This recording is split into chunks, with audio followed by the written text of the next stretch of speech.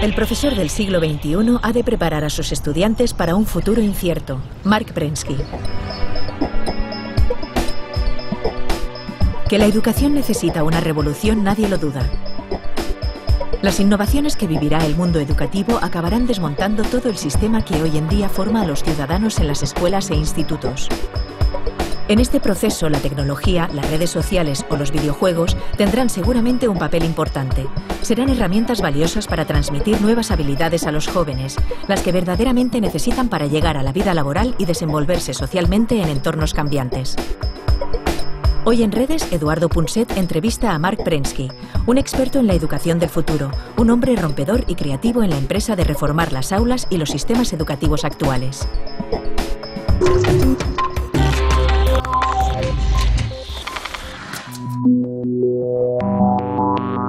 Los niños de hoy son distintos de lo que éramos los mayores de ahora, porque si somos distintos de lo que son los niños hoy, entonces no cabe ninguna duda de que hay que transformar, hay que cambiar el sistema educativo. Un sistema educativo no puede estar calcado para confabular o reproducir el pasado, sino que tiene que ser un sistema que permita a los niños del futuro conseguir el trabajo que buscan y que ahora no encuentran.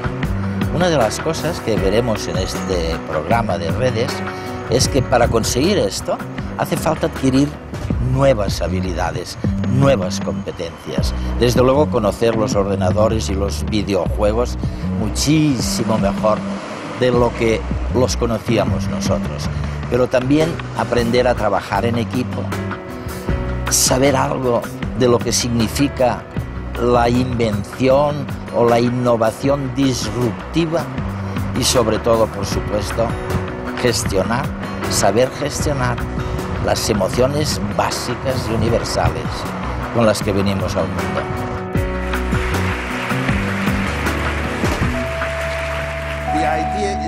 Lo que llama nuestra atención como adultos no siempre es lo que llama la atención de nuestros hijos y de los jóvenes, y es algo que tenemos que tener en cuenta. A mí me gustaría centrarme en cómo podemos conseguir que nuestros alumnos estén más implicados en su propio aprendizaje, cuál es el papel del profesor en el aula del siglo XXI y cuál es la función de la tecnología en el proceso de aprendizaje del siglo XXI. Eres famoso por muchas cosas, pero una que la gente no ha olvidado es que un día se te ocurrió decir que los ordenadores y los videojuegos no son tan malos como se dice. ¿Por qué no le explicas a nuestra audiencia por qué, a los telespectadores? Estoy seguro de que muchos tienen sentimientos negativos en relación a los ordenadores y los videojuegos. Bueno, el problema es que la mayoría de la gente que piensa así no es aficionada a los videojuegos, por lo que no tienen ningún conocimiento directo, simplemente escuchan lo que dice la prensa. Es cierto. Y la prensa ha sido nefasta porque, ¿qué hace la prensa? Pues insisten en todo lo malo posible y montan una gran historia de por qué es malo, por qué esta persona se ha quedado como hipnotizada o lo que sea. No escriben sobre lo bueno. Así que la opinión pública tiene una idea totalmente opuesta a lo que es. Creen que los peligros son grandes y los beneficios escasos. Pero en realidad, los beneficios son muchos y los peligros son escasos, reales, pero escasos.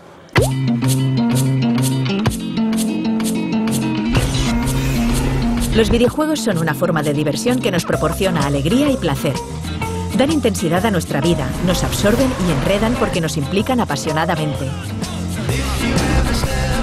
Los videojuegos son conflicto, competición, reto y oposición. Pero tienen reglas, lo que nos proporciona estructura y disciplina, y unos objetivos que nos dotan de motivación.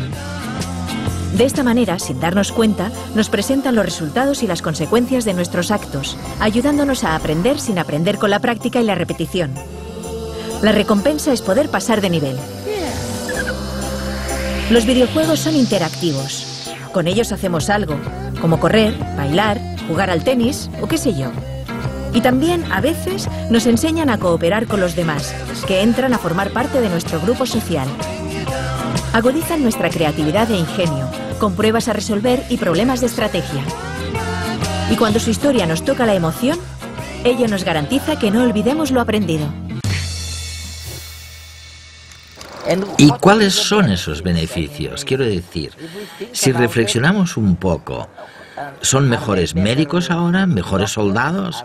¿Son mejores profesionales? Me refiero a los que han practicado videojuegos. Son todas esas cosas. Y lo interesante es que los que ahora tienen unos 30 o 40 años y que crecieron jugando con videojuegos, parece que son mejores médicos. Sobre todo aquellos médicos que operan por cirugía laparoscópica. Hay estudios de investigación que lo demuestran científicamente. Son mejores músicos, mejores constructores de montañas rusas, porque son literalmente constructores de montañas rusas, mejores hombres de negocios, mejores empresarios. Y la razón es que los videojuegos te enseñan a asumir riesgos. Aprendes a actuar a partir de un feedback. Aprendes a tomar buenas decisiones. Este tipo de cosas que luego transmitimos a todas nuestras profesiones. Los que juegan con ordenadores y videojuegos parecen como muy taciturnos, parecen reservados. Me pregunto si de alguna forma podemos aprender a conocerlos mejor. Dicho de otro modo, si podemos utilizar los ordenadores y los videojuegos para relacionarnos mejor con ellos. Es algo que durante mucho tiempo no hemos hecho. Creo que fue una oportunidad perdida. Siempre lo he pensado. Conseguir que los padres y sus hijos jugaran al mismo juego, cada uno con distintas habilidades adaptadas a su edad. Empezamos un poco con la Wii. Los de Nintendo sacaron la Wii y diseñaron deliberadamente un juego al que pudieran jugar juntos abuelos, padres e hijos. Y pienso que tienes toda la razón, es lo que debería pasar.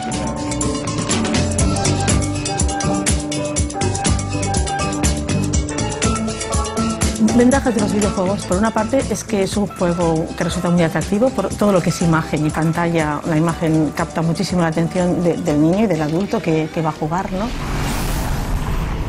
Cada vez son más realistas, cada vez las imágenes y la calidad son más buenas, por lo tanto realmente es fácil meterte en un mundo imaginario y desarrollarte en él, ¿no? Con que te diviertes, con que te gusta, con que la propuesta, el reto que te suponen está muy pensado para ti. Hay siempre muchos niveles, muchas formas diferentes de acceder a ese videojuego, te permite mucho personalizarlo a tu gusto, y todo eso hace que realmente tu capacidad de paciencia o de tozudez para resolver un reto se incremente mucho más que con otro tipo de juegos que seguramente te aburrirías o los abandonarías antes, ¿no? Entonces sería parte de las ventajas, ¿no? También permiten comunicación entre niños y niñas que están lejos, que no se ven, ¿no? Y que por tanto a veces, hoy en día, ¿no? Que a veces les cuesta tanto a los niños poderse encontrar para jugar, ¿no? El videojuego te permite un espacio-tiempo en donde poder jugar con otros aunque no los tengas cerca, ¿no? ¿Te gustaría conocer lugares nuevos, gente distinta? Vamos, sígueme hacia un lugar donde jamás has estado. Los niños se van a encontrar que justo en aquello que están aprendiendo en el colegio, pues es con lo que se les propone jugar. Pero además no jugar solamente repitiendo actividades, mini ejercicios, por decirlo así, sino que entren en un mundo virtual en las islas de Narava, en donde se les propone una serie de misiones, una serie de retos. Y para superar esos retos has de saber una serie de cosas. Si no las sabes, has de saber buscar esa información, has de preguntar o simplemente has de utilizar una serie de competencias para poder desarrollarlas, ¿no? Y siempre con esos valores que decíamos, ¿no? Pues valores de civismo, de solidaridad, de entender al otro, de empatía, ¿no? Valores de tolerancia, de paciencia, de comprensión, ¿no? Todo eso lo has de poner en marcha para conseguir superar los retos que se te proponen en estas edades de 4 a 8 años, ¿no? Porque el juego es algo un poco mágico, ¿no? Cuando un niño que juega interpreta o ve demasiado claro que tú adulto estás queriendo sacar un beneficio, un aprendizaje, algo en ese propio juego, el juego es como si desapareciese, ¿no? En este mundo, tú eres el protagonista.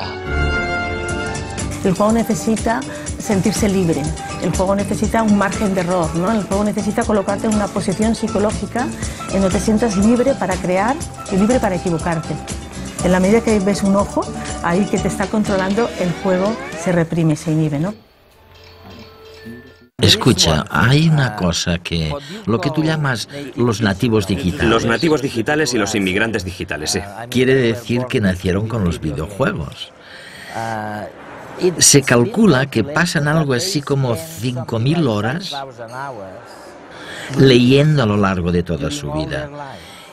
Y quizás unas 10.000 horas jugando con videojuegos.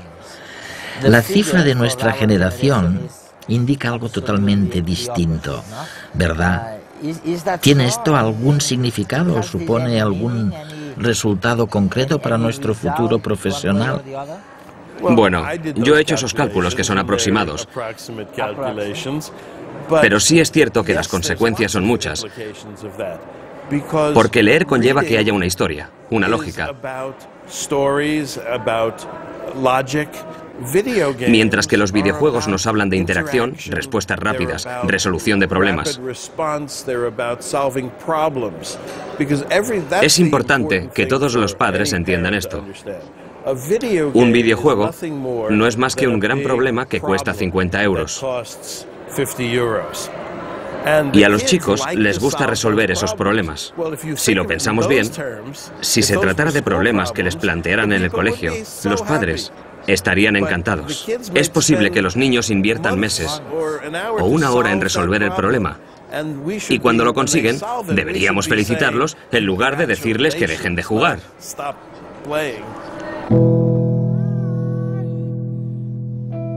Es decir, un nativo digital se llama aquel niño que ha crecido rodeado de ciertos elementos tecnológicos. Puede ser en casa, equipos de audio, smartphones, ordenadores portátiles. Toda esta tecnología que para nosotros ya es común, tanto en nuestras casas, en este caso en nuestro colegio, ellos no les ha supuesto una nueva incorporación. Han nacido envueltos de todo esto. Yo pongo siempre un ejemplo. Antes comprabas un aparato electrónico y lo primero que hacías era sacar el libro de instrucciones y leértelo. Ahora, cualquier alumno de los nuestros saca cualquier dispositivo tecnológico de una caja y automáticamente lo pone en marcha. Bueno, yo creo que la diferencia principal en lo que se ha dado en llamar un nativo digital y una persona de otra generación anterior que se ha incorporado la tecnología a su vida posteriormente es que esa tecnología la va a asumir o la va a hacer suya con mucha mayor dificultad porque es desconocida y además porque necesita crear la necesidad de darle un uso. Es decir, nosotros antes teníamos todos un teléfono en casa y era el único teléfono que había en toda la casa y además iba enganchado a un cable.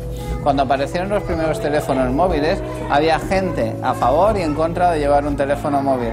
Gente que creía que lo iba a necesitar y gente que no. Hoy, el gran tanto por ciento de la población lleva un teléfono móvil. Antes te podías plantear si para tu trabajo ibas a utilizar un ordenador o no. Ahora, un porcentaje muy alto de la población utiliza ordenadores y nadie se pregunta si lo necesita o no. Se han ido incorporando esos medios a base de crear una necesidad previa. Pero eso ha supuesto un gran esfuerzo porque han necesitado un aprendizaje a posteriori para manejar estos dispositivos. ¿Podríais vivir sin todos estos cansados? No. Pero ¿cómo quedar con los amigos? Yo no sé cómo lo hacíais antes, pero...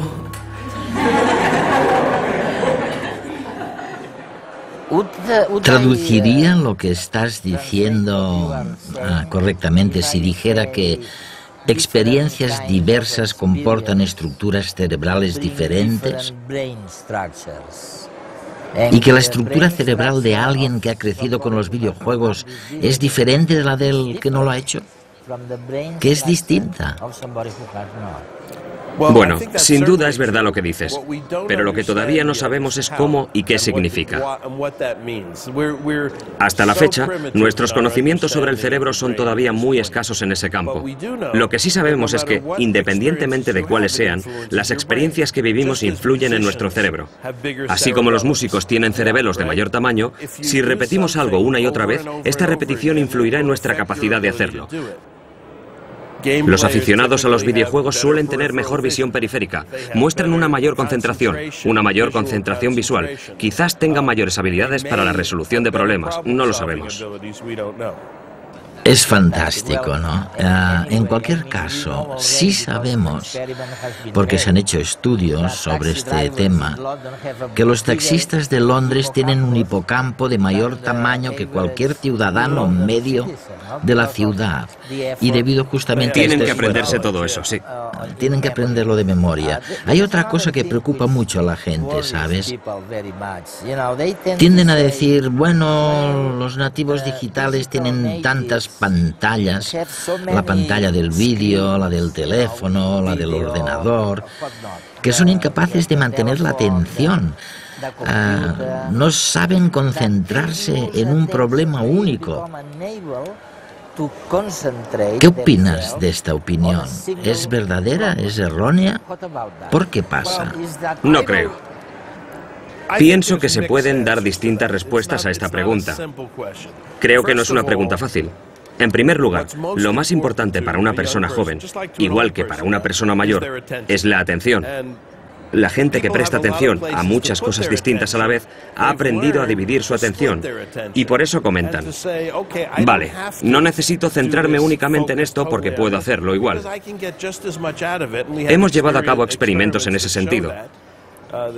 Uno famoso es aquel en el que hay unos niños que ven la televisión solos.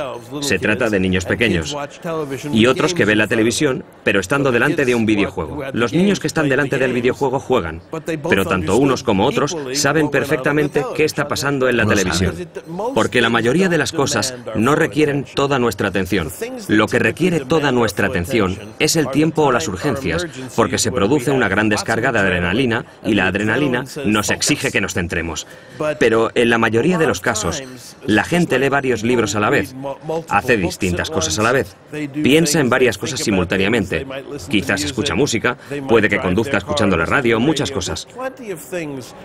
Nuestro cerebro es muy poderoso y creo que es una idea muy equivocada pensar que tenemos que centrarnos únicamente en hacer una cosa a la vez.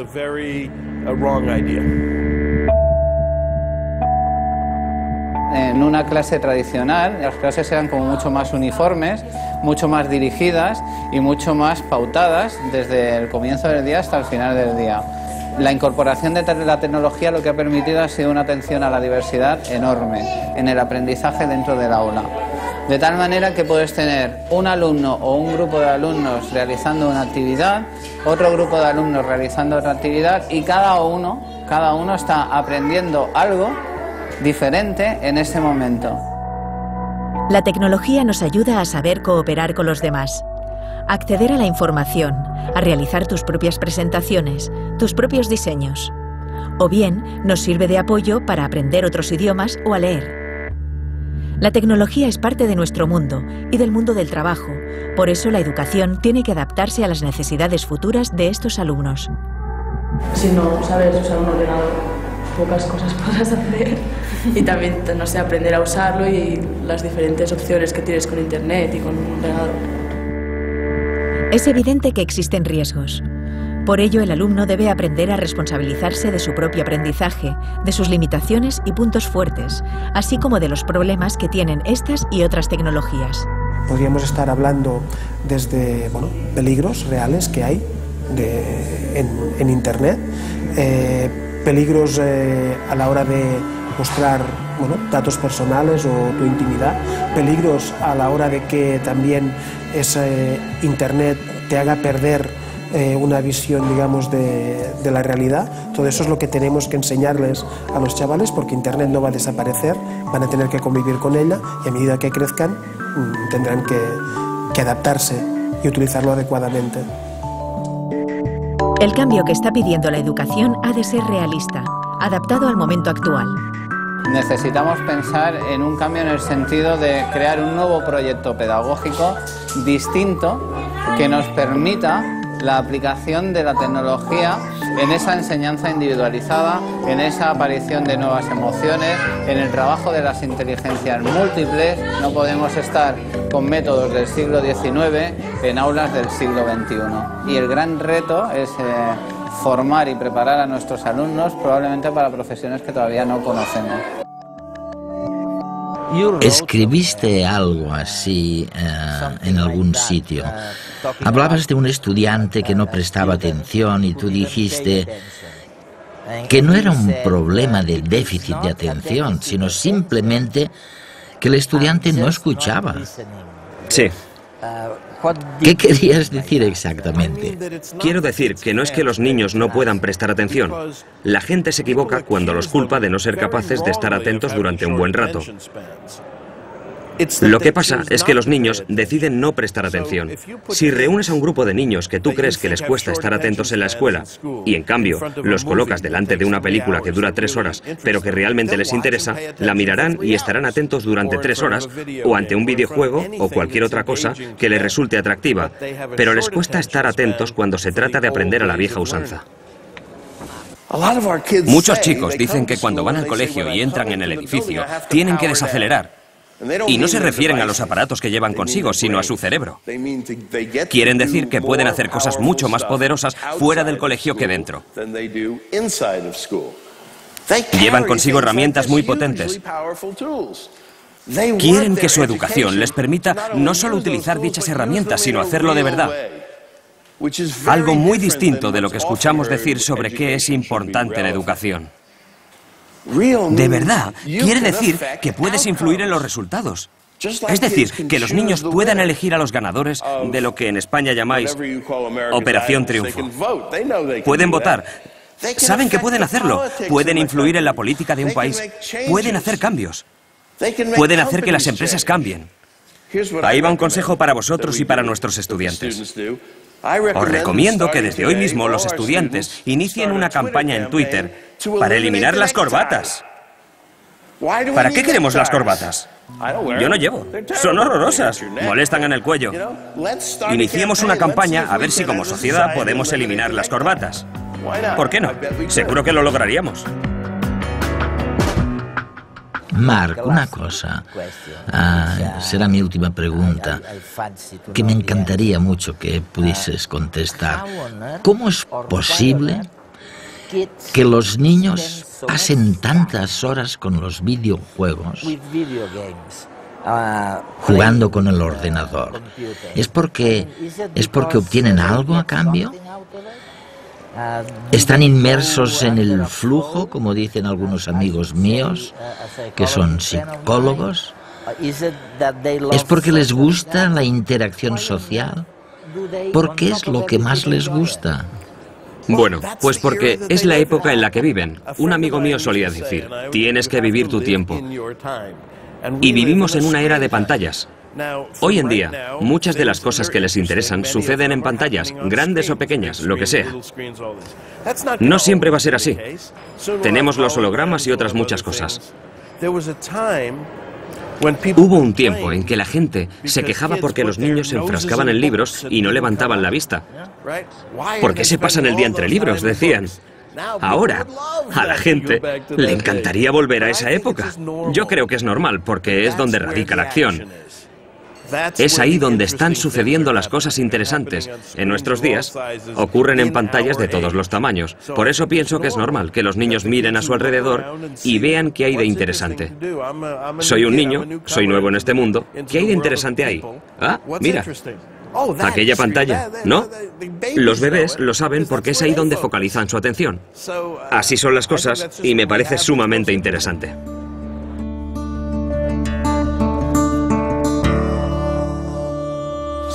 El deber de las escuelas, en mi opinión, es motivar a los chicos.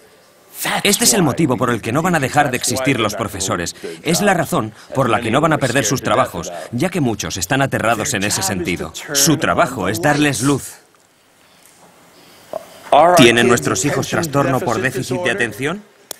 Esto es lo que muchos creen. Les damos Ritalin y otros fármacos. Esto es lo que dicen nuestros hijos. Yo no tengo déficit de atención, simplemente no estaba escuchando. Un amigo mío que es profesor les llama IOI. Interésame o irrítame. Pero no despertamos su interés, los irritamos, se suben por las paredes, hacen comedia, pensamos que algo va mal, pero lo único que va mal es que no hemos despertado su interés. ¿Y cómo lo hacemos? ¿Cómo encendemos las luces para estos chicos? Yo creo que la mejor forma es con aquello que les apasiona.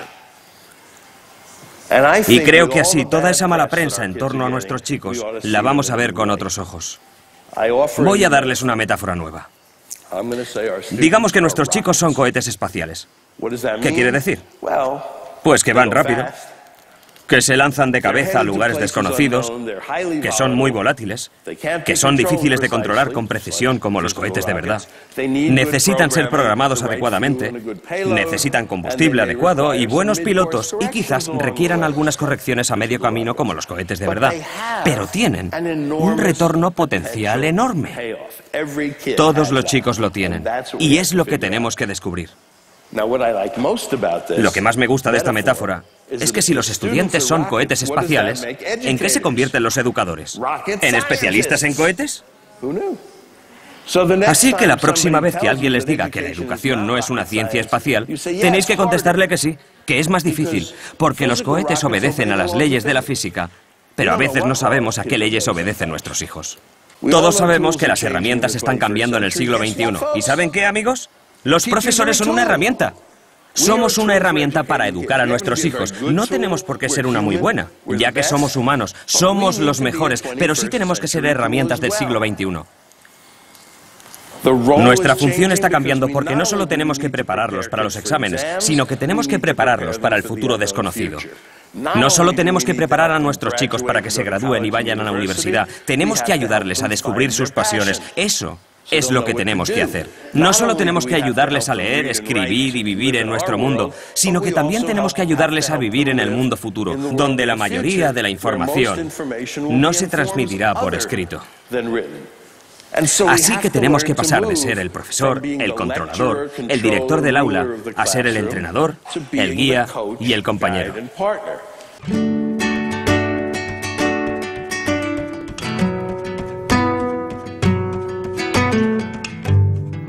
Yo no creo, sinceramente, que haya un descubrimiento mayor que el que se está haciendo en estos meses, en estos años.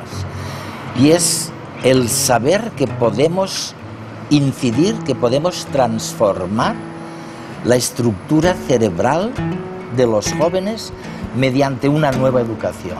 Y hemos descubierto otra cosa impresionante, es que ahora sabemos cuándo existe, cuándo se abre la ventana crítica. Sabemos que lo que no hayamos conseguido cuando los niños alcanzan los 6, 7, 8 años, no diría que es inútil seguir insistiendo, pero sí que se ha perdido la única y la gran oportunidad.